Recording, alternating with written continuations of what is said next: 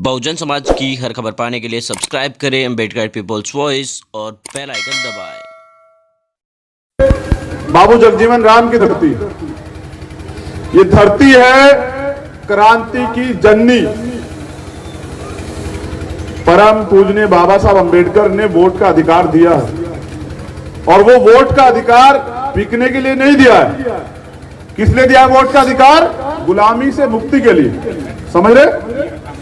लोकतंत्र बना इसलिए क्योंकि पहले राजतंत्र था कि राजा का बेटा ही राजा बनेगा, गरीब का बच्चा राजा नहीं बनेगा। राजा वही बनेगा जिसके सर पे राजा हाथ रखेगा।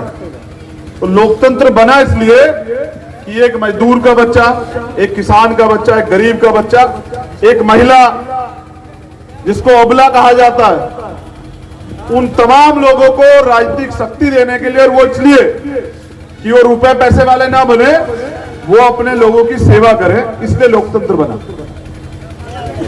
मैं मान्यवर काशीराम साहब को अपना आदर्श मानता हूं और आज उन्हीं की आशीर्वाद से, उन्हीं की मूवमेंट को चलाते हुए आप लोगों के बीच में आने का मौका मिला। यहां मंच पर हमारे दोनों प्रत्याशी हैं पीडीए के, हमारे बिहार के जननायक भाई पप्पू जी हैं, भीम आर्मी के सम्मानित जिला अध्यक्ष और नौजवान आजाद समाज पार्टी के कार्यकर्ता यहां मौजूद हैं। मैं आपसे एक चीज पूछना चाहता हूं, और नौजवान यहां खड़े हैं,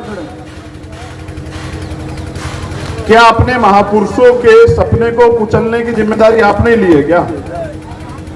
भाई बाबू जगदेव प्रसाद कुशवाहा जी ने पूरी जिंदगी संघर्ष किया, क्या आज उनके सपनों का बिहार है क्या? क्या जननायक कर्पूरी ठाकुर के सपने का बिहार है क्या? किसके सपने का बिहार है? पूंजीपतियों के सपने का? भ्रष्टाचार में बिहार नंबर 1, बलात्कार में बिहार नंबर 1, करप्शन में बिहार नंबर 1, माफियागिरी में बिहार नंबर 1। आप ये मुझे बताइए, इससे लोकतंत्र से आपको क्या मिला? इस लोकतंत्र से मुझे लग रहा है कि आपकी गुलामी कटी नहीं है, आप पे गुलामी आ गई है। क्योंकि नौजवान, जैसे मैंने कहा ना कि संघर्षों के साए में घनघोर जवानी पलती है और इतिहास उधर झुक जाता है जिस ओर जवानी चलती है। समझ रहे हैं? एक मिनट, अरे तू नौजवान है, बाबा साहब ने पैर छूना सिखाया, थोड़ा सिखा ले। बाबा साहब ने तो समानता की बात की। बैठ बैठ। तो जिधर इतिहास किधर झुकता है, जिधर जवानी चलती है। परिवर्तन समझते हैं ना, वो प्रकृति का नियम। लेकिन तुमसे झूठे वादे करते हैं लोग, बड़ी बड़ी बातें करते हैं लोग, सपने दिखाते हैं, 15-15 साल राज करते हैं लेकिन देते कुछ नहीं है। मेरे लोगों के तन पे कपड़े नहीं है। मैं गया था बाढ़ वाले क्षेत्र में, उनके सर पे छत नहीं है, उनके पेट में रोटी नहीं है, उनके लिए अधिकार नहीं है, उनको न्याय नहीं मिलेगा। जो बक्सर में हुआ, जो मोतिहारी में हुआ, उसका जिम्मेदार कौन है? कानून का राज कौन स्थापित करेगा? मुख्यमंत्री या कोई आम आदमी? मैं प्रशासन के लोग यहाँ हैं, अभी वो तेजी से आ रहे थे तो कार्यकर्ताओं से धक्का मुक्की कर रहे थे। ऐसा नहीं करते भाई, ये कल के शासक है, यही नेता है। आप देखना, कल ये नेता बनेंगे और आपको इन्हीं की सुरक्षा करनी पड़ेगी। आप देखते जाइए, ये भी कल आपका, हमारा छोटा भाई कल विधायक बनकर सदन में जाएगा अगर हिम्मत से ये लोग लग गए। इनको सम्मान दीजिए, ये सम्मान के लिए। जनता मालिक होती है लोकतंत्र में, समझ रहे हैं? मौका है आप लोगों के पास, आपको तय करना है। पैसे वाले बहुत लोग हैं लेकिन नीयत का खेल है। वादे बहुत लोग करते हैं, पूरे करने की बात है। मेरी तो शुरुआत है, मैंने वोट नहीं मांगा आज तक, लेकिन आप जिम्मेदार है, तमाम लोग जो मुझे जानते हैं। कश्मीर से लेकर कन्याकुमारी, अगर कहीं कोई अत्याचार होता है किसी मजलूम पे, आपको भीम आर्मी के बाद सुनाई देती है नहीं देती है? हाथ उठा के बताओ,